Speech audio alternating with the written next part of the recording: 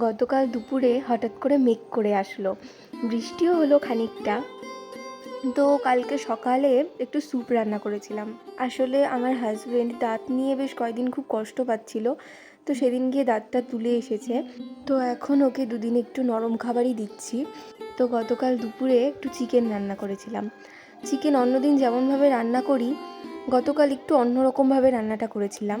আর হাজব্যান্ডও যেহেতু দুদিন ধরে গলা ভাত খাচ্ছে, তাই ওরও আর খেতে ইচ্ছা করছে না। ও বলছিল একটু চিকেন হলে ভালো হতো, তাই ওর জন্য একটুখানি বেশি করে মেটে নিয়ে আসা হয়েছিল। আর মাংসর পিসগুলোও করেছিলাম একদম ছোট ছোট, যাতে নরম হলেও খেতে পারে। তো মাংসটা অনেকটা চিলি চিকেনের মতোই করেছিলাম, কিন্তু ওতে মশলা অ্যাড করেছিলাম।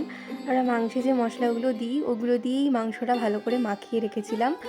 আর চিলি চিকেনের মতো করেই বড় বড় করে পেঁয়াজ, ক্যাপসিকাম, রসুন, গোলমরিচ দিয়ে মাংসটা রান্না করেছিলাম। একটু অন্যরকম খেতে হয়েছিল, কিন্তু বেশ ভালো হয়েছিল। একই রকমের রান্না রোজ রোজ তো আর ভালো লাগে না, একটু অন্যরকম করেও খেতে হয়।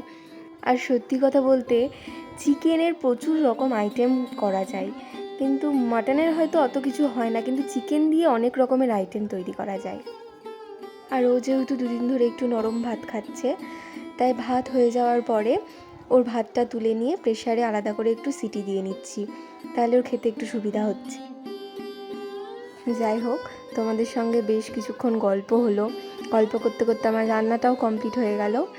তো তোমাদেরকে বলবো, তোমরা সবাই ভালো থেকো, সুস্থ থেকো আর সাবধানে থেকো। তোমাদের সঙ্গে আরও অনেক গল্প হবে পরের ভিডিওতে।